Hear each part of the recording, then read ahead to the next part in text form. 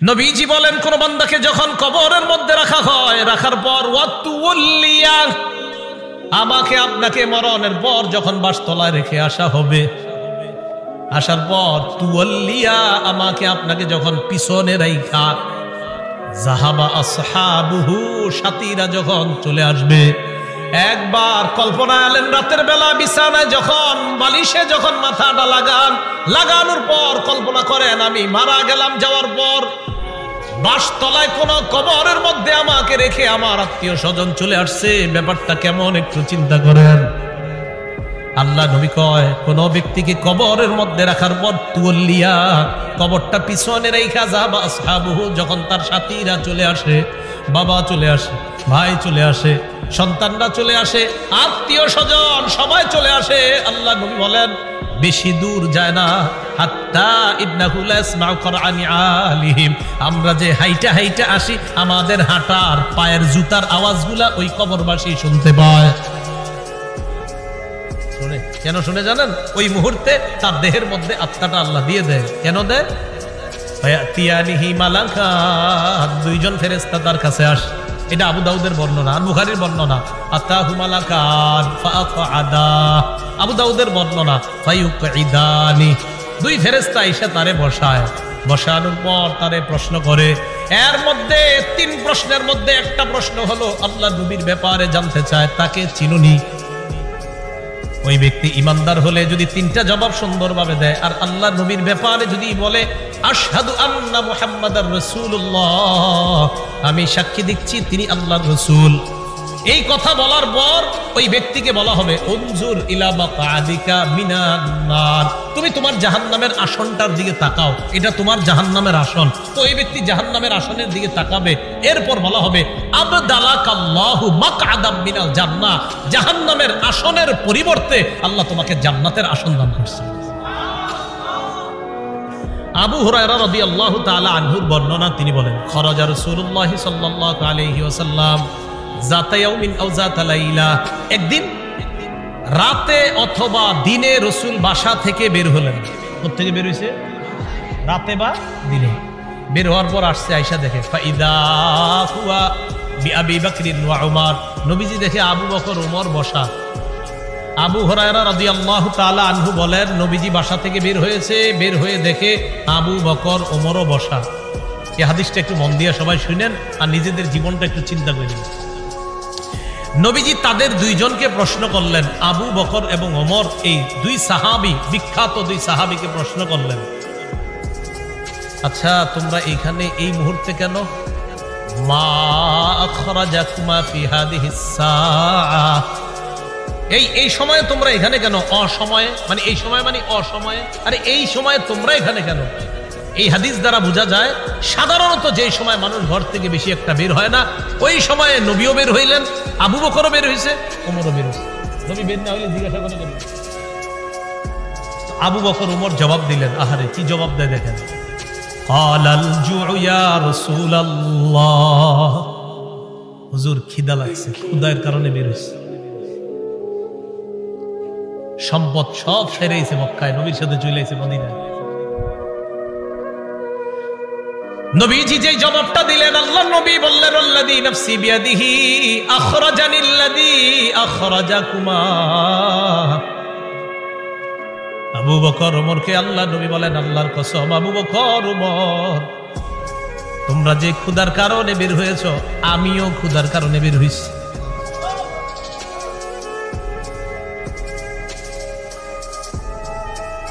আমি যখন এটা পড়ছি, বিশ্বাস করেন কি দেখেন, দুই সাহাবীর আগে বলছে কেন বেরিয়েছে? ক্ষুধায়। আমিও তো ক্ষুধায় বেরিয়েছি। কমু চলো আমার সাথে চলো। কামু মা, দুই সাহাবী আল্লাহ নবীর সাথে চললেন। ফাতা রাজুলাম মিনাল আনসার, এক আনসারী সাহাবীর বাড়িতে গেলেন। ফাইদা হুয়া লাইসা ফি বাইতিহি, সাহাবী বাড়িতে নাই। রাআতহুল মারআ, ঘর থেকে আনসারীর বিবি দেখা ফেলছে, সর্বনাশ, আমাদের বাসায় এই তিনজনকে, আল্লাহু আকবার, মহিলা চিনে ফেলছে। ভিতর থেকে বলতেছে মারহাবা, স্বাগতম স্বাগতম। এমন মেহমান পাইলে কে স্বাগত না জানায়? আরে সাহাবী রাসূলুল্লাহ সাল্লাল্লাহু আলাইহি সাল্লাম আর আবু বকর ওমরকে যখন আনসারী সাহাবীর বিবি দেখলেন, ভিতর থেকে বলা শুরু করলেন, স্বাগতম স্বাগতম, আপনারা ভিতরে আসেন, ঘরে বসেন। নবীজি ঘরে গিয়ে বললেন, আইনা ফুলান, স্বামী কোথায়? মহিলা ভিতর থেকে জবাব দিলেন, যাহাবা ইস্তাজিবুলানা মিনাল মা, হুজুর বৃষ্টি পানি আনতে গেছে আমাদের জন্য। এবার দেখেন কি হয়, ইতিমধ্যে আনসারী সাহাবী আসছে। আসার পর সাহাবী দেখে বাসায় নবীজি, আবু বকর ওমর। আচ্ছা একটু ভাবেন তো মনে মনে, ওই যুগে যদি আপনি হইতেন আর যদি বাড়িতে গিয়ে দেখতেন হঠাৎ নবীজি আর আবু বকর ওমর আপনার ঘরে,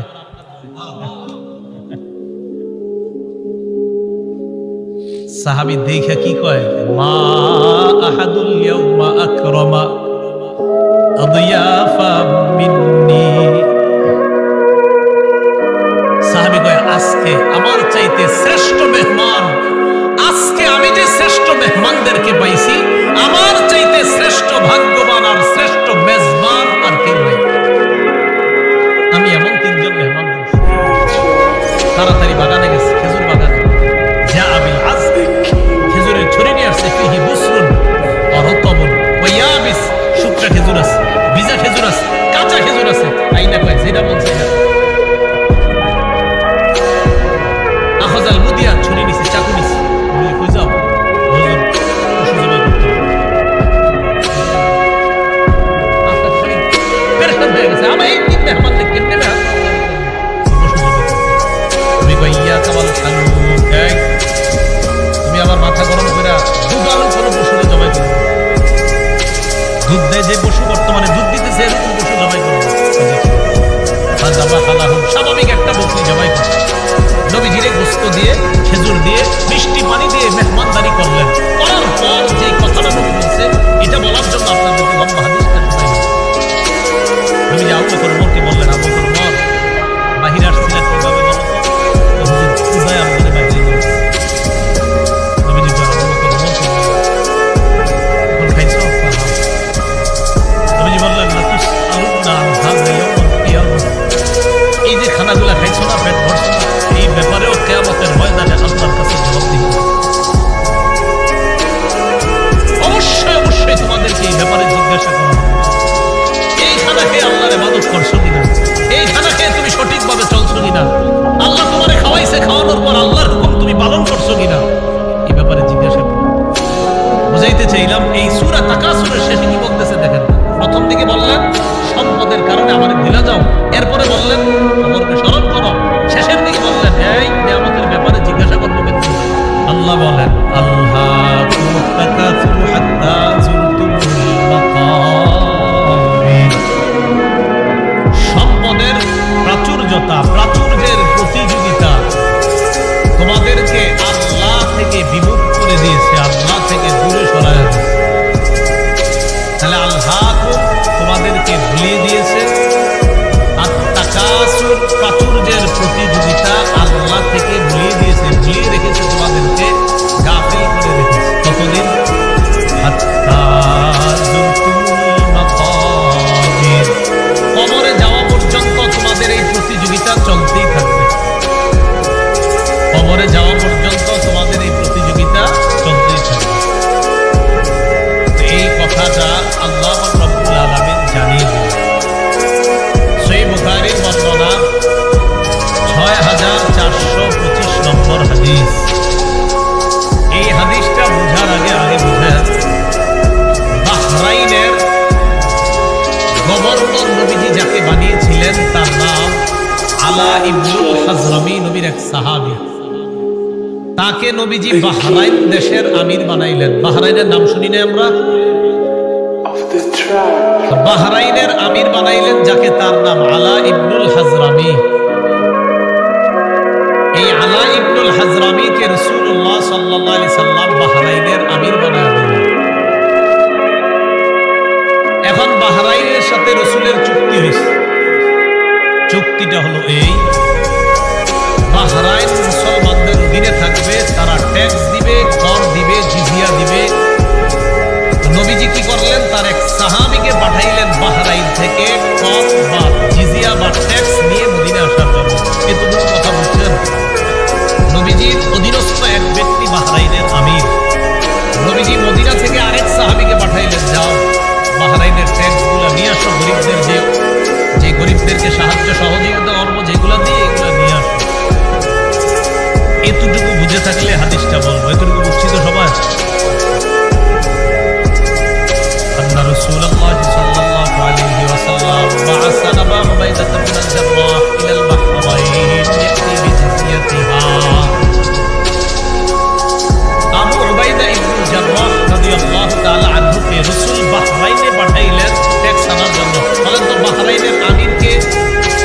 সাহাবী নাম আলা ইবনে এতটুকু দরকার, খালি একটু মনে রাখেন। এক সাহাবী আমির আর এক সাহাবীরে পাঠাইছে সম্পদ আনতে। তো তিনি গেলেন বাহরাইন। فقدم أبو عبيدة بمال من البحرين। আবু উবাইদা রাদিয়াল্লাহু তাআলা আন বাহরাইন থেকে সম্পদ নিয়ে মদিনায় আসলেন। فسمعت الأنصار بقدومه। আবু উবাইদা যে সম্পদ নিয়ে মদিনায় আসলেন, আনসাররা টের পাইছে, জানতে পারছে যে নবীজির সাহাবী আবু উবাইদা সম্পদ নিয়ে মদিনায় আসছে। মদিনায় আসছে কখন? ফজরের নামাজের আগে। কখন? তাহলে বলেন তো, সম্পদ আনার পর উনি যে এখন প্রথম নামাজটা পড়বে, এটার নাম কোন নামাজ? ফজর নামাজ। ফাওয়াফাউ রাসূলুল্লাহ সাল্লাল্লাহু আলাইহি ওয়াসাল্লাম। আনসাররা যখন জানতে পারলেন আল্লাহ রাসূলের এক সাহাবী সম্পদ নিয়ে বাহরাইন থেকে মদিনায় আসলেন, ফাওয়াফাউ সালাত সুবহি মা রাসূলিল্লাহ সাল্লাল্লাহু আলাইহি ওয়াসাল্লাম। আনসাররা আল্লাহ রাসূলের সাথে ফজরের নামাজে শরীক হয়। ফালাম্মা সারাফা তাআররাদু লাহু। নবীজি যখন নামাজের সালাম ফিরাইলেন, সালাম ফিরানোর পর ফজরের পর দেখবেন ইমাম সাহেব মুসল্লিদের দিকে ফিরে বসে, ঠিক না? নবীজিও ফিরলেন, নবীজি তাকে দেখে আনসারী সাহাবারা তাআররাদু লাহু, আল্লাহ নবীর দিকে সবাই মুখ করে বসা। فتبسم رسول الله صلى الله عليه وسلم حين رآه। তাদেরকে দেখা আল্লাহ রাসূল একটা মুস্কি হাসি দিলেন। কি হাসি দিলেন? মুস্কি হাসি। মুস্কি হাসি দেওয়ার পর কি জিজ্ঞাসা করে দেখেন? সামিআতুম বিকুদুমি আবি উবাইদা ইবনুল জাররাহ ওয়া আন্নাহু জাআ বিমান। আবু উবাইদা যে মদিনায় মাল নিয়ে আসছে, এটা মনে হয় শুনছো, ঠিক না? সম্পদ নিয়ে আসছে, এটা শুনছো, তাই না? এই জন্য আসছো। সাহাবীরা কয়, আজাল ইয়া রাসূলুল্লাহ, হুজুর ঠিকই ধরছেন, এই জন্য আসছি। নবীজি তাদেরকে দেখে একটা মুস্কি হাসি দিলেন। নবীজি ভাব বুঝতে পারছে। এবার আল্লাহ নবী বললেন, আবশিরু, সুসংবাদ গ্রহণ করো, আমিলু মা ইয়াসুরুকুম, তোমরা আশা করো যা তোমাদেরকে আনন্দিত করবে। তবে একটা কথা শোনো, আল ফাকরা আখশা আলাইকুম, তোমরা গরীব হয়ে যাবা, দরিদ্র হয়ে যাবা, এই দারিদ্রতার আশঙ্কা তোমাদের ব্যাপারে আমি করছি না। ওয়ালাকিন আখশা আলাইকুম আন তুবসাত আলাইকুম দুনিয়া কামা বুসিতাত আলা মান কানা ক্বাবলাকুম, তবে আমি আশঙ্কা করছি দুনিয়া তোমাদের সামনে এমন ভাবে বিছায়া দেওয়া হবে যেমন অতীত জামানাত মানুষের সামনে দুনিয়া বিছায়া দেওয়া হয়েছে। প্রচুর সম্পদের মালিক হবা তোমরা, এটা আমার আশঙ্কা। আমি এই আশঙ্কা করি না তোমরা গরিব হবা, বরং আমি এই আশঙ্কা করছি অতীতের মানুষের মতো তোমাদের প্রচুর সম্পদ হবে। তারপর কি আশঙ্কা করি জানো?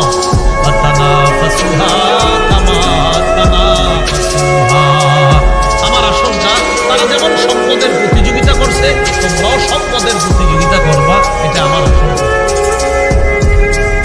রাসূলুল্লাহ সাল্লাল্লাহু আলাইহি সাল্লাম এই কথা বলার পর শেষের দিকে বলেন, শোনো তোমরা, আমি যে আশঙ্কা করছি তোমরা সম্পদের প্রতিযোগিতা করবা, অতীত জামানার মানুষের মতো সম্পদের প্রতিযোগিতা করবা, এক পর্যায়ে সম্পদ কি করবে তোমাদেরকে জানো? নবীজি বলেন, ফাতুলহিয়াকুম কামা আলহাকুম, সম্পদ যেমন তাদেরকে আল্লাহ ভুলাইয়া দিয়েছে, তোমাদেরকেও তোমাদের সম্পদ আল্লাহ থেকে দূরে সরাইয়া দিবে। নাউজুবিল্লাহ। হাদিস দ্বারা বোঝা যায় সম্পদ বেশি হওয়া দোষের না, কিন্তু সম্পদ বেশি হইলে যদি আল্লাহরে ভুলে যায় মানুষ, এটা দোষের। সম্পদ বেশি হয়ে যদি কারে ভুলে যায়, সম্পদ দিছে কে? এখন আল্লাহ ভুলে গেছে। নবীজি বলেন, আমার আশঙ্কা অতীত জামানার মানুষ যেমন সম্পদ পেয়ে প্রতিযোগিতায় নাইমা আল্লাহরে ভুলে গেছে, তোমরাও আল্লাহকে ভুলে যাবা, এটা আমার আশঙ্কা। আল্লাহ আমাদেরকে হেফাজত করে। এই কথাটাই আল্লাহ বললেন, সম্পদের প্রাচুর্যের প্রতিযোগিতা তোমাদেরকে আল্লাহর ইবাদত থেকে দূরে সরে রাখছে, গাফিল করে রাখছে। কতদিন জানো? হাত্তা যুরতুমুল মাকাবির, কবরে যাওয়া পর্যন্ত অবস্থা ছিল। মুসলিম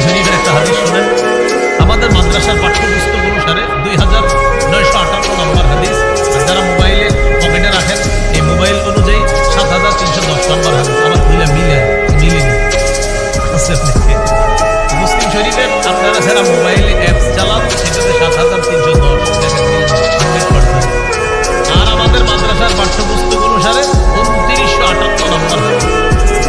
এই হাদিসের মধ্যে আসছে রাসূলুল্লাহ সাল্লাল্লাহু আলাইহি ওয়াসাল্লাম বলেন, قال رسول الله صلى الله عليه وسلم يقول ابن آدم مالي مالي وهل لك يا ابن آدم إلا ما أكلت أو لبست أو تصدقت। হাদিসটা মন দিয়ে শুনেন, আগে আমার সাথে বলেন। আদম সন্তান কয় আমার সম্পদ আমার সম্পদ, নবীজি কয় তোমার সম্পদ তোমার সম্পদ। একজনে কয় আমার বাড়ি আছে, আমার গাড়ি আছে, আমার মার্কেট আছে, আমার 10টা দোকান আছে। আদম সন্তান এগুলো বলে, নবীজি কয় তোর মিয়া তোমার মাত্র 3টা জিনিস আছে। না আমরা কই আমার 10 কাঠা জায়গা আছে, 20 বিঘা জমিন আছে, নবী কয় 3টা জিনিস আছে। এবার মন দিয়ে শুনেন হাদিসটা, বলেন আমরা বলি আমাদের এটা আছে সেটা আছে, নবী কয় সম্পদ 3টা, বলেন কয়টা? 3টা। قال رسول الله صلى الله عليه وسلم يقول ابن آدم مالي مالي আদম সন্তান কয় আমার সম্পদ আমার সম্পদ। وهل لك يا ابن آدم من مالك إلا ما أكلت فأفنيت। ও আদম সন্তান তোমার 3টা সম্পদ। 1 নাম্বার সম্পদ যা খাইলা, খাওয়ার পর শেষ করলা, পিছনের রাস্তা দিয়ে বের করলা, এটা তোমার 1 নাম্বার সম্পদ।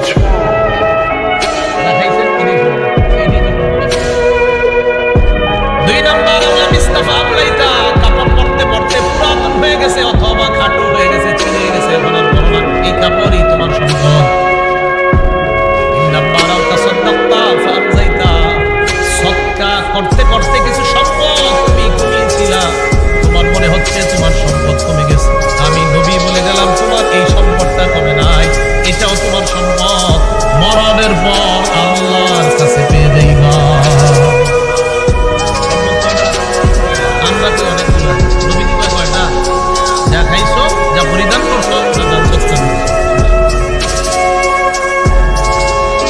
আমাকে আপনাকে যখন কবরে নিবে, মনে করেন আগামীকালও যদি আমি আপনার কেউ মারা যাই, একটু করে যদি আমাদের কেউ মারা যায়, বাসতলায় যখন আমাদেরকে এলাকাবাসী নিয়ে যাবে, নবীজি কয় জানো তোমার লাশের সাথে 3টা জিনিস কবর পর্যন্ত যায়, বলেন কয়টা?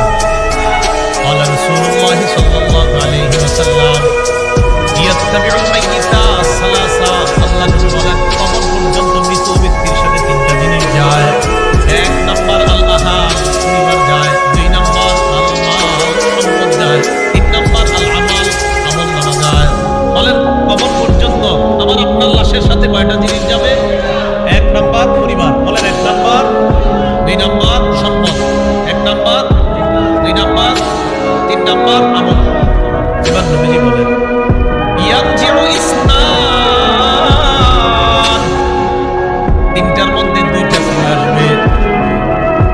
ইয়ারজিউল মাল ওয়াল আহাল, সম্পদ ফিরে আসবে, পরিবার ফিরে আসবে। ওয়ায়াবকাল আমাল, আমলনামা থেকে যাবে। আমার আপনার সাথে 3টা জিনিস যাবে, মাল যাবে, পরিবার যাবে, আর আমলনামা যাবে। নবীজি কয় আমলনামাটা ছাড়া আর সব চলে আসবে। আল্লাহ আমাদের সকলকে আমল বাড়ানোর তৌফিক দান করেন। গর্ব অহংকার ছেড়ে সম্পদ যদি কিছু হয় শুকরিয়া আদায় করার তৌফিক দান করেন। তাহলে বলেন তো আমার সম্পদ দেওয়ার মালিককে, সম্পদ পেয়ে মালিককে ভুলে যাওয়া যাবে? আল্লাহ প্রাচুর্যের প্রতিযোগিতা তোমাদেরকে আল্লাহ বলে। তিরমিজি শরীফের বর্ণনা, 2308 নম্বর হাদিসের বর্ণনা। এই হাদিসের মধ্যে আসছে কানা উসমান ইবনে আফফান রাদিয়াল্লাহু তাআলা আনহু ইযা ওয়াকাফা আলা কবরিল মাকাম। উসমান গনি যখন কবরের সামনে দাঁড়াইতেন কান্না শুরু করে দিতেন। হাত্তা ইয়াবুল্লা লিহিয়া, উসমান গনি কাঁদতে কাঁদতে তার দাড়িগুলা ভিজে যাইত। কিসের সামনে দাঁড়ায়? ফাকিলা লাহু, উসমানকে বলা হলো তাযকুরুল জান্নাতা ওয়ান নার, আপনি জান্নাতের আলোচনা করেন, জাহান্নামের আলোচনা করেন। ওয়ালা তাবকি, তখন তো কাঁদেন না। জান্নাত জাহান্নামের কত আলোচনা আপনি করেন, তখন আপনি কান্না করেন না। ওয়া তাবকি মিন হাযা, আপনি যখনই কবরের সামনে আসেন তখন কান্না করেন কেন? উসমান গনি জবাব দেয় সামিআতু রাসূলুল্লাহ সাল্লাল্লাহু আলাইহি ওয়াসাল্লাম ইয়াকুল, আমি আল্লাহ নবীকে বলতে শুনলাম ইন্নাল কবর আউয়ালুল মানাজিল আখিরা। নবীজি বলেন ইন্নাল কবর, নিশ্চয়ই কবর আউয়াল মানাজিল আখিরা, কবর হলো আখিরাতের প্রথম ঘাঁটি।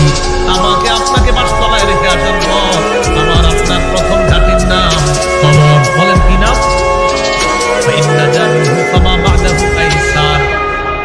নবীজি বলেন কেউ যদি কবর থেকে রেহাই পেয়ে যায় পরের ঘাঁটিগুলা একেবারে সহজ হয়ে যায়।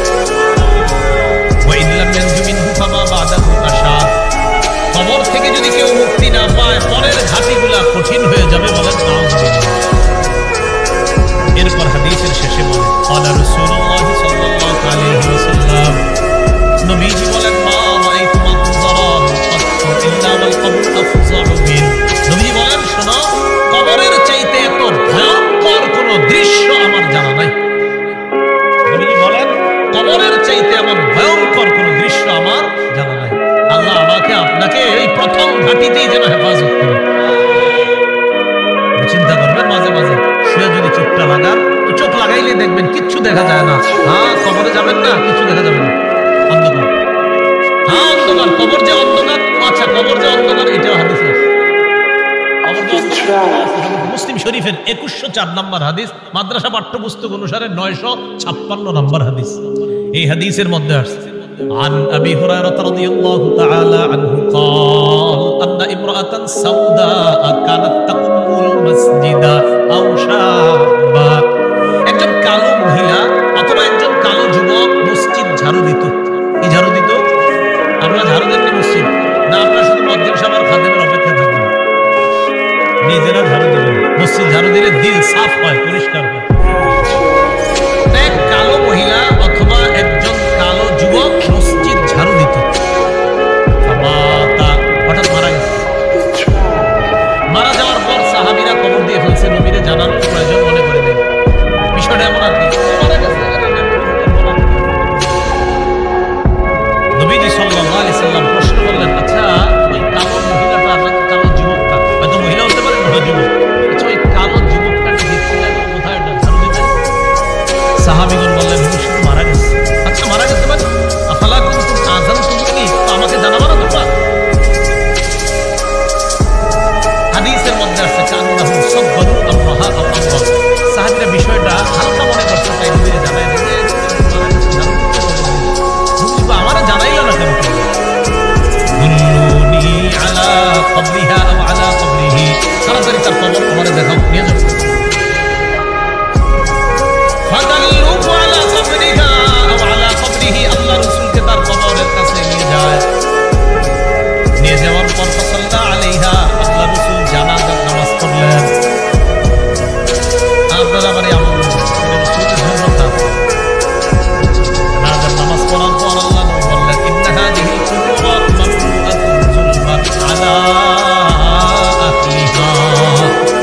আল্লাহ নবী বললেন এই কবরগুলা অন্ধকারে পরিপূর্ণ। নবীজি বললেন এই কবরগুলা অন্ধকারে পরিপূর্ণ। কবরগুলা বলেন অন্ধকারে, কবরগুলা একবার ভাবেন চোখটা বন্ধ করে অন্ধকার, কিচ্ছু দেখা যায় না। আল্লাহ নবী কয় এই কবরগুলা অন্ধকারে পরিপূর্ণ।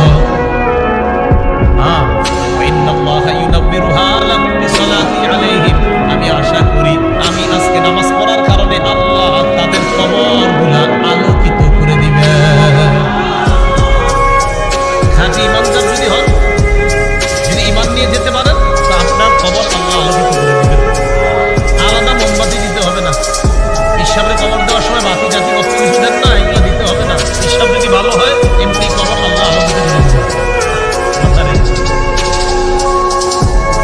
তাহলে কবর অন্ধকার একটা জগতের নাম। দুনিয়াতে থাকতে এটা আলোকিত করার ব্যবস্থা করতে হবে। আল্লাহরে বলা, আল্লাহ আমার কবরটা জান্নাতের বাগান বানায় দিয়েন, আমার কবরটা আলোকিত করে দিয়েন। আল্লাহ বাবা মারা গেছে, বাবার কবরটা জান্নাতের বাগান বানান, বাবার কবরটাকে আপনি আলোকিত করে দিন। এইভাবে তাহলে কবর অন্ধকার জগৎ, এটা জানলাম। কবরের মধ্যে দাজ্জাল যেমন ফিতনা, দাজ্জাল দুনিয়ার জন্য সবচেয়ে বড় ফিতনা হলো দাজ্জাল। নবীজি কয় এই দাজ্জালের ফিতনার মতো কবরে কারো কারো জন্য ফিতনা হবে, দাজ্জালের ফিতনার মতো হবে। মুসলিম শরীফের বর্ণনা আছে মা বাইনা খালকি আদম ইলা কিয়ামিস সাআ খালকুন আকবারু মিনাদ দাজ্জাল।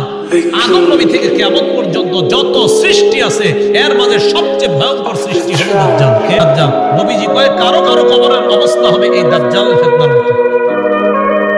সহিহ বুখারীর বর্ণনা 922 নম্বর হাদিস। এই হাদিসের বর্ণনাকারী আসমা বিনতে আবু বকর রাদিয়াল্লাহু তাআলা আনহা। দিয়ে আপনাদেরকে একটু পরীক্ষা করি, আলেমরা চুপ থাকবেন, অন্যরা বলবেন। আমি হাদিসটা পড়ি, করার পর আপনাদেরকে জিজ্ঞাসা করবো একটা কথা, মন দিয়ে আগে শোনেন, তাহলে সবাই জ্ঞানীরা সচেতন ভাবে জবাব দিতে পারবেন। আগে শোনেন কি বলে, দেখেন আমি পড়ি।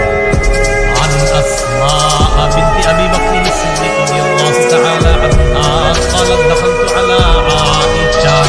অনুবাদটা শুনেন। আবু বকর সিদ্দিক রাদিয়াল্লাহু তাআলা আনহু কন্যা আসমা বলেন, আমি আয়েশা সিদ্দিকার কাছে প্রবেশ করলাম। আবু বকর সিদ্দিকের কন্যা আসমা বলেন, আমি আয়েশা সিদ্দিকার কাছে প্রবেশ করলাম। আলেম ছাড়া অন্যরা বলেন তো আসমা আর আয়েশা সম্পর্কে কি হয়? কি হয়? আবু বকর আয়েশা রাদিয়াল্লাহু তাআলা আনহার পিতার নাম কি? আবার আসমা রাদিয়াল্লাহু তাআলা আনহার পিতার নামও। এই আসমা রাদিয়াল্লাহু তাআলা আনহা বলেন, আমি আমার বোন নবীর বিবি আয়েশা সিদ্দিকার কাছে গেলাম। যাওয়ার পর দেখি দেখি মানুষ নামাজ পড়ে। আমি আয়েশাকে প্রশ্ন করলাম, মাশা আল্লাহ, আয়েশা মানুষের কি হয়েছে, নামাজ পড়ে কেন? ফাশারাত বিরাসিহা ইলা সামা। আম্মা জান আয়েশা মাথা দিয়ে আসমানের দিকে ইশারা করলেন, উনি ইশারা করলেন, মুখে কিছু বলেন না। আসমা রাদিয়াল্লাহু তাআলা বলেন, আয়াতুন, কোন নিদর্শন দেখা গেছে আসমানে? আয়েশা রাদিয়াল্লাহু তাআলা বলেন, হ্যাঁ, আসমানে একটা নিদর্শন দেখা গেছে। কি নিদর্শন? অন্য হাদিস দ্বারা বোঝা যায় সূর্য গ্রহণ লাগছে। কি লাগছে? সূর্য। তাই নবীজি নামাজ পড়তেছে।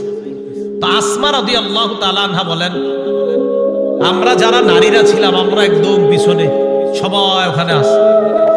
নবীজি নামাজটা এত লম্বা করলেন, ফাতালা রাসূলুল্লাহ সাল্লাল্লাহু আলাইহি সাল্লাম, নবীজি নামাজ এত দীর্ঘ করলেন, হাত্তা তাজাল্লানিল গাশিয়ু, আমি বেহুশ হয়ে গেছি। কি পরিমাণ লম্বা হয়ে গেল, মানুষ বেহুশ হয়ে গেল। ওয়াইলা জাম্বি কিরবা, আমার পাশে একটা পাত্র ছিল, ফিহা মা, এটার মধ্যে পানি ছিল। ফাজালতু আসুবু মিনহা আলা মাকসি, আমি এই পাত্র থেকে পানি নিয়ে আমার মাথায় ঢালা শুরু করলাম। এত পরিমাণ আমার মাথা গরম হয়ে বেহুশের কাছাকাছি চলে গেছে। নামাজ কি পরিমাণ লম্বা হয়েছে। আসমা রাদিয়াল্লাহু তাআলা আনহা বলেন, এক পর্যায়ে লাম্মা সারাফা রাসূলুল্লাহ সাল্লাল্লাহু আলাইহি ওয়াসাল্লাম হাত্তা তাজাল্লাতিশ শামস, নবীজি নামাজ শেষ করছে, ইতিমধ্যে সূর্য স্বাভাবিক হয়ে গেছে, সূর্য ঠিক হয়ে গেছে। আমি যে কথাটা বলার জন্য আপনাদেরকে হাদিসটা শোনাইতেছি, কোনটা? দাজ্জালের ফিতনা। এটা শোনার জন্য এবার দেখেন নবীজি কি বলেন। নবীজি বলেন, নবীজি নামাজের পর একটা ভাষণ দিলেন, খুতবা দিলেন, নামাজের পর ভাষণ দিলেন। ভাষণের মধ্যে নবী বললেন, মা মিন শাইইন লাম আকুন উরিতুহু ইল্লা ক্বাদ রাআইতুহু ফি মাকামি, ইতিপূর্বে আমাকে যা দেখানো হয় নাই আজকে আমি সব দেখছি। এই নামাজের মধ্যে আমি সব, নামাজটা কি শর্ট ছিল না লম্বা? নবীজি বলেন, ইতিপূর্বে আমাকে এমন যা কিছু দেখানো হয় নাই আজকে আমি সব দেখছি। শেষে কি করে জানেন? হাত্তাল জান্নাত ওয়ান নার, জান্নাত জাহান্নাম। আরেকটা বর্ণনা আছে, সূর্যগ্রহণের নামাজের মধ্যে দাঁড়াইছে না, আমার দিকে তাকান, সামনের কাতারে সাহাবী যারা তারা তাকায় দেখে নবীজি নামাজের মধ্যে হঠাৎ এমন করছে। নামাজ শেষ, আপনারা আবার এরকম করে পুরোটা শোনে না, একদম নবীজির করছে আমিও করি, আরে পুরোটা শোনেন। নামাজ শেষ করার পর নবীজিকে এক সাহাবী বললেন, হুজুর আজকে আপনি এমন একটা কাজ করছেন, আচ্ছা খেয়াল করছো? ওই মুহূর্তে আমি জান্নাতের আঙ্গুরের ছড়া দেখছি, ওইটা আমি হাত দিতে গেছিলাম, যদি আনতে পারতাম কিয়ামত পর্যন্ত সবাই দেখে দেখলে না, এই জন্য আমল করতে চান না। রাসূলুল্লাহ সাল্লাল্লাহু আলাইহি সাল্লাম বলেন, মা মিন শাইইন লাম আকুন উরিতুহু ইল্লা ক্বাদ রাআইতুহু ফি মাকামি, ইতিপূর্বে আমাকে যা দেখানো হয় নাই আজকে আমি সব দেখলাম। হাত্তাল জান্নাত ওয়ান নার, জান্নাত জাহান্নাম আমি দেখলাম। নবীজি বলেন, ইন্নাহু ক্বাদ উহিয়া ইলাইয়া আন্না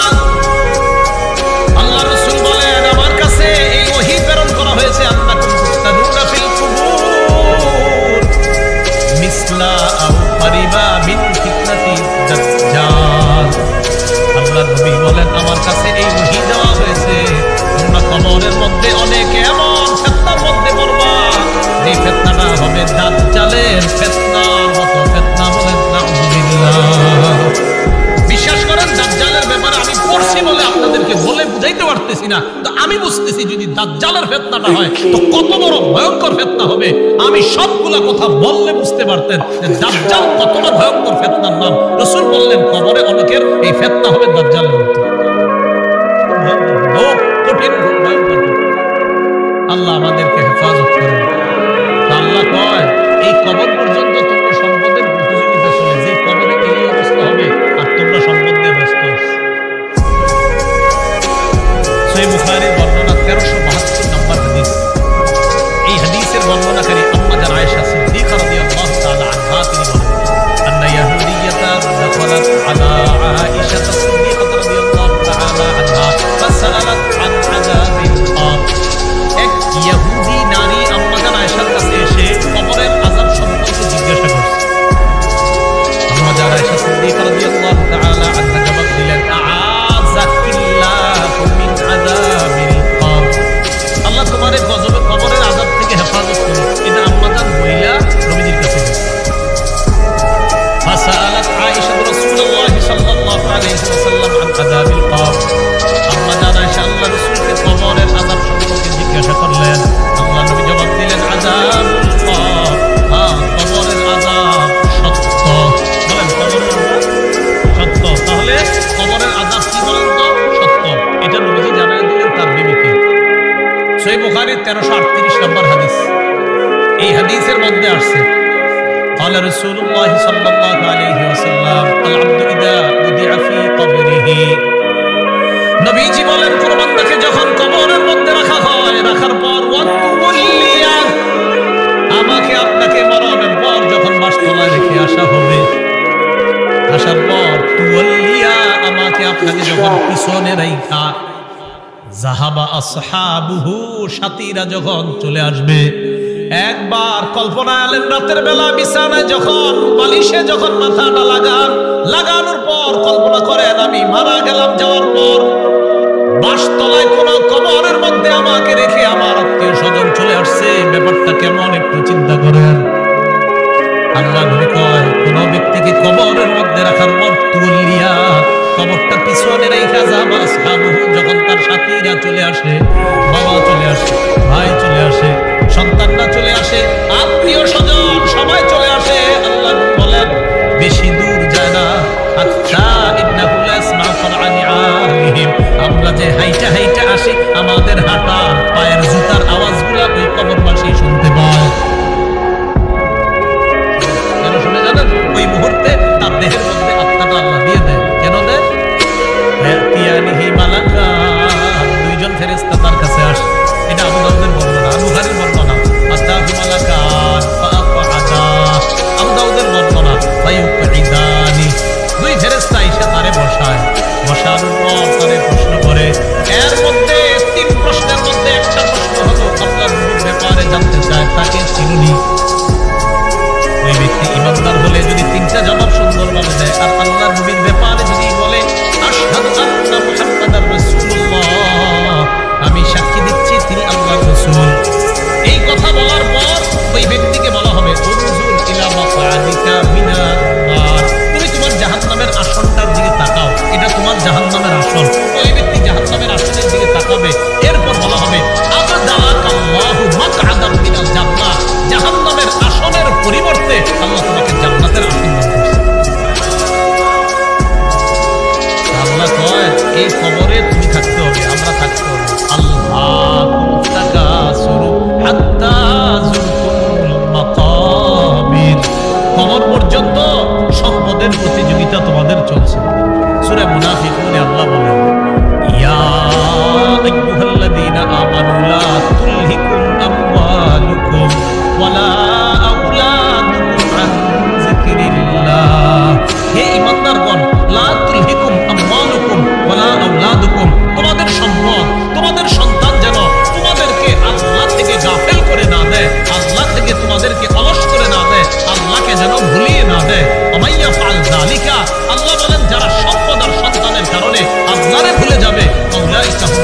মুতাসসিরুন, তারা ক্ষতিগ্রস্ত।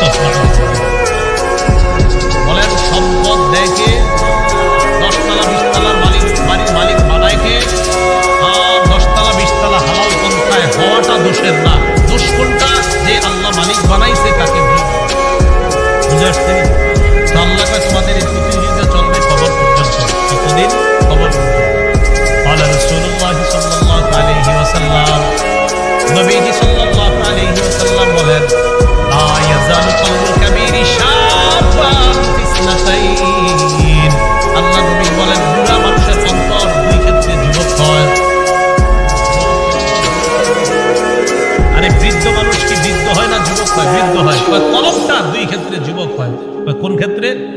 ফি হিরসিল মাল, 1 নাম্বার সম্পদের লোভ, 2 নাম্বার ওয়াতুলিল আমাল, লম্বা আশা। কি আশা? লম্বা আশা। কেউ কাকা কই যান? বয়স কত? 75। কোথায় যাচ্ছেন? মসজিদে। মনটা খারাপ কেন? আর না, 4টা ছেলে ইতালি থাকে, এক একজন 5 লাখ করে বেতন। 5 নাম্বার ছেলেটা দাম বাংলাদেশে 50,000 টাকা বেতন। আরে তারে এখনো কোনো কুল কিনারা করে দিতে পারি নাই, টেনশনে আছে। রাসূলুল্লাহ সাল্লাল্লাহু আলাইহি সাল্লাম বলেন মানুষ বৃদ্ধ হয়, তার কলব দুই ক্ষেত্রে যুবক হয়। 1 সম্পদের লোভ, 2 লম্বা আশা, বড় আশা। আল্লাহ বুঝার তৌফিক দান করেন।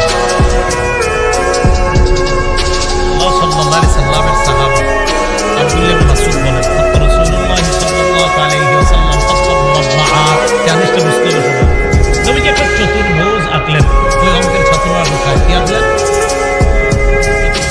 আঁকার পর মাঝখান থেকে একটা দাগ দিলেন। এই দাগটা চতুর্ভুজের বাহিরে নিলেন। বলেন তো রাসূল কি আঁকলেন? মাঝখানের দাগটা ভিতরে না বাহিরে?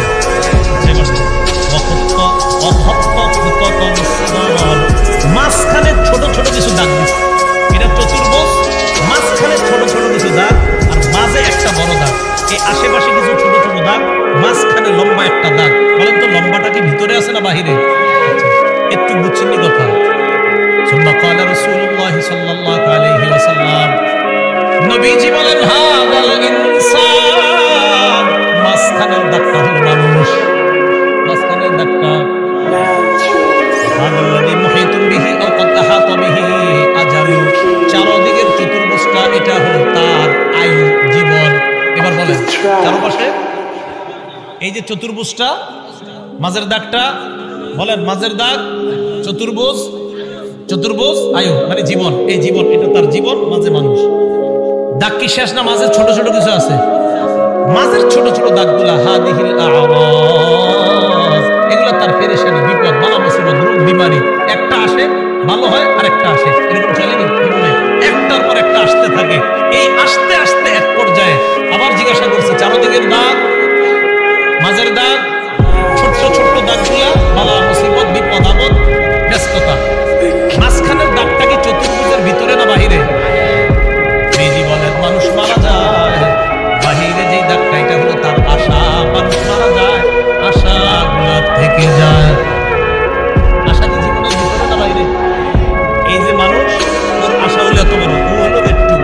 এবার বাহিরে যেটা, এটা হলো আশা। নবীজি কয় মানুষের জীবন এতটুকু, মানুষটা এতটুকু, ওর আশা এতটুকু। ও মারা যায়, আশাগুলো এতটুকু। আল্লাহ রাব্বুল আলামিন বলেন আলহাকুমুত তাকাসুর হাত্তা যুরতুমুল মাকাবির, কবর পর্যন্ত এই সম্পদের প্রতিযোগিতা, প্রাচুর্যের প্রতিযোগিতা তোমাদের চলতেই থাকে। আল্লাহ আমাদেরকে কবরের প্রস্তুতি নেওয়ার তৌফিক দান করেন। কাল্লা সাউফা তা'লামুন সুম্মা কাল্লা সাউফা তা'লামুন, অপেক্ষায় থাকো, অচিরেই জানতে পারবা, অবশ্যই অচিরেই জানতে পারবা। কাল্লা লাউ তা'লামুনা ইলমাল ইয়াকিন, আল্লাহ বলেন যদি নিশ্চিত জ্ঞানে জানতা লাতারাউন্নাল জাহিম, সচক্ষে জাহান্নাম দেখতে পাবা। আল্লাহ বলেন লাতারাউন্না, অবশ্যই অবশ্যই জাহান্নাম দেখবা। সুম্মা লাতারাউন্নাহা আইনাল ইয়াকিন, নিশ্চিত চোখে জাহান্নাম দেখবা। এরপর আল্লাহ বলেন সুম্মা লাতুসআলুন্না ইয়াওমা ইযিন আনিন নাঈম, এরপর তোমাদেরকে নিয়ামত সম্পর্কে জিজ্ঞাসা করা হবে। আল্লাহ বলেন অবশ্যই অবশ্যই তোমাদেরকে প্রতিটা নিয়ামতের কথা জিজ্ঞাসা করা হবে। আঙ্গুল, চোখ, কান, নাক, হাত, পা প্রত্যেকটা অঙ্গের ব্যাপারে জিজ্ঞাসা করা হবে। ইন্নাস সামআ ওয়াল বাসারা ওয়াল ফুআদা, আল্লাহ বলেন কান শ্রবণ শক্তি, ওয়াল বাসার দৃষ্টি শক্তি, ওয়াল ফুআদা অন্তঃকরণ সবগুলাকে কাঠগড়ায় দাঁড়াতে হবে, সবগুলাকে জিজ্ঞাসা করা হবে। এগুলার ব্যাপারে তোমাকে কাঠগড়ায় দাঁড়াতে হবে, তোমাকে জিজ্ঞাসা করা হবে। সঠিকভাবে এগুলা খরচ করছে।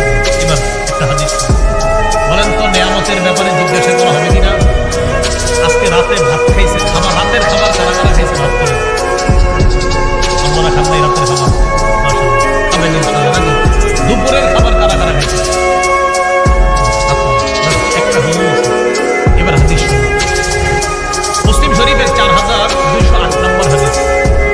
আবু হুরায়রা রাদিয়াল্লাহু তাআলা আনহু বর্ণনা, তিনি বলেন ফরাজা রাসূলুল্লাহ সাল্লাল্লাহু আলাইহি ওয়াসাল্লাম যাতা ইয়াউমিন আও যাতা লাইলা, একদিন রাতে অথবা দিনে রাসূল বাসা থেকে বের হলেন। কোথা থেকে বের হয়েছে? রাতে বা দিনে। বের হওয়ার পর আসছে আয়েশা দেখে ফাইদা হুয়া বিআবি বকর ওয়া উমর, নবীজি দেখে আবু বকর ওমর বসা। আবু হুরায়রা রাদিয়াল্লাহু তাআলা আনহু বলেন নবীজি বাসা থেকে বের হয়েছে, বের হয়ে দেখে আবু বকর ওমরও বসা। এই হাদিসটা একটু মন দিয়ে সবাই শুনেন আর নিজেদের জীবনটা একটু চিন্তা করে নেবেন। নবীজি তাদের দুইজনকে প্রশ্ন করলেন, আবু বকর এবং ওমর, এই দুই সাহাবী, বিখ্যাত দুই সাহাবীকে প্রশ্ন করলেন, আচ্ছা তোমরা এখানে এই মুহূর্তে কেন? মা আখরাজাকুমা ফি হাদিহিস সাআ, এই সময়ে তোমরা এখানে কেন? অসময়ে মানে এই সময় মানে অসময়ে, আরে এই সময় তোমরা এখানে কেন? এই হাদিস দ্বারা বোঝা যায় সাধারণত যে সময় মানুষ ঘর থেকে বেশি একটা বের হয় না, ওই সময়ে নবীও বের হইলেন, আবু বকরও বের হয়েছে। আবু বকর ওমর জবাব দিলেন, তাহলে কি জবাব দেবেন? আলাল জুরু ইয়া রাসূলুল্লাহ,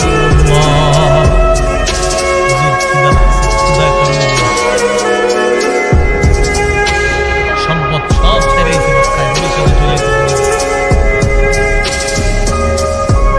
নবীজি যে জবাবটা দিলেন, আল্লাহ নবী বললেন আল্লাযী নাফসি বিয়াদিহি আখরাজানিল্লাযী আখরাজাকুমা।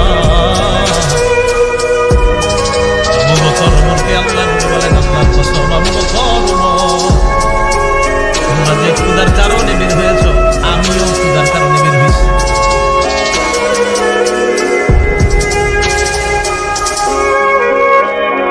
আমি যখন এটা পড়ছি বিশ্বাস করেন, দেখেন দুই সাহাবীর আগে বলছে কেন বের হয়েছে, চলো আমার সাথে চলো। দুই সাহাবী আল্লাহ নবীর সাথে চললেন। এক আনসারী সাহাবীর বাড়িতে গেলেন।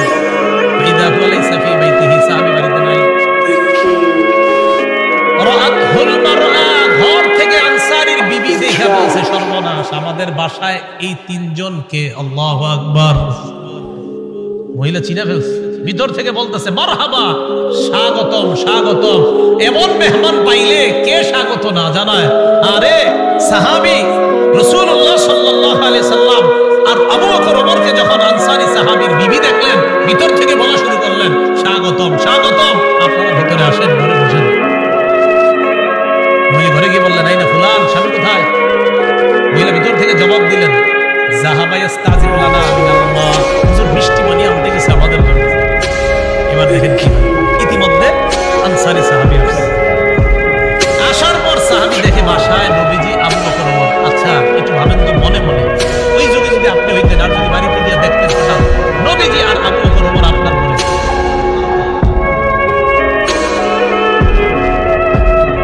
সাহাবী দেখে কি কয়, মা আহাদুল ইয়াউমা আকরামা আদিয়াফা মিন্নি। সাহাবী কয়, আজকে আমার চাইতে শ্রেষ্ঠ মেহমান, আজকে আমি যে শ্রেষ্ঠ মেহমানদেরকে পাইছি, আমার চাইতে শ্রেষ্ঠ ভাগ্যবান আর শ্রেষ্ঠ মেজবান আর কেউ নেই। আমি এমন তিনজন মেহমান। তাড়াতাড়ি বাগানে গেছে, খেজুর বাগানে।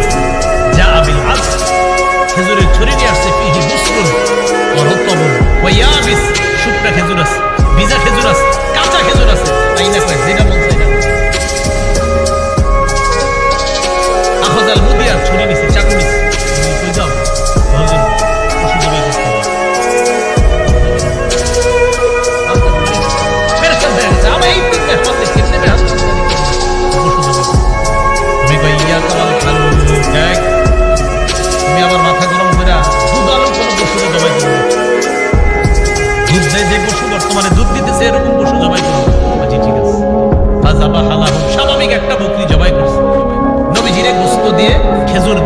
মিষ্টি পানি দিয়ে মেহমানদারি করলেন। করার পর যে কথাটা নবী বলছে এটা বলার জন্য আপনাদের লম্বা হাদিসটা শোনাইল।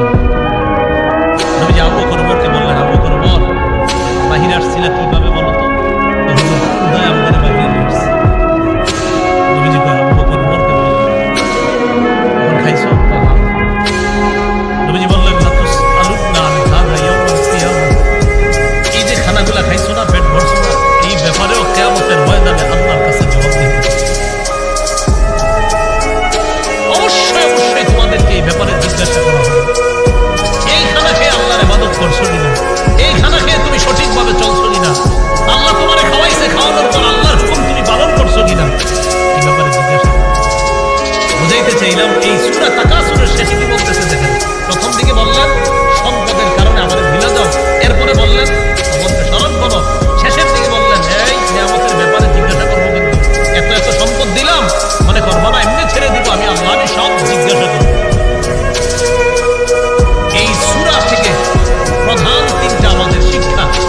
এক নাম্বার, সম্পদের প্রতিযোগিতা করা নিষেধ। দুই নাম্বার, সম্পদ হওয়া দোষের না, কিন্তু সম্পদের কারণে আল্লাহকে ভুলে যাওয়া যাবে না, এটা দুই নাম্বার শিক্ষা। তিন নাম্বার, কবরের কথা স্মরণ করা। এই প্রধান প্রথম হলো তিনটা শিক্ষা। শেষের দিকে আরেকটা, কবরে আরেকটা তোমার জগৎ, ওই জগতে তোমাকে নিয়ামত সম্পর্কে জিজ্ঞাসা করা হবে। কিয়ামতের ময়দানে তোমাকে 5 প্রশ্ন করার আগে তোমার পা দুইটা সামান্য সময়ের জন্য নড়বে না। এই 5 প্রশ্ন করার জন্য আল্লাহর কাছে প্রত্যেককে দাঁড়াতে হবে। এর মধ্যে একটা হলো সম্পদ কোত্থেকে আনছো আর কোথায় ব্যয় করছো, এই কথা আল্লাহর কাছে জবাবদিহিতা করতে হবে। আল্লাহ পাক রব্বুল আলামিন আমাদের সকলকে কবরের প্রস্তুতি নিয়ে দুনিয়া থেকে যেন আমরা যেতে পারি, আল্লাহ তৌফিক দান করেন। আমিন। আখিরু দাওয়ানা আলহামদুলিল্লাহি রাব্বিল আলামিন।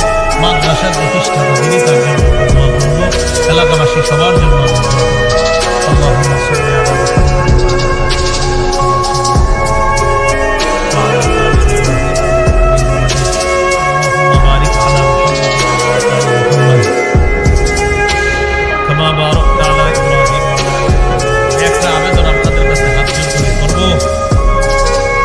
ফজরের নামাজ 4:40 ফজরের নামাজের সময় এত রাত পর্যন্ত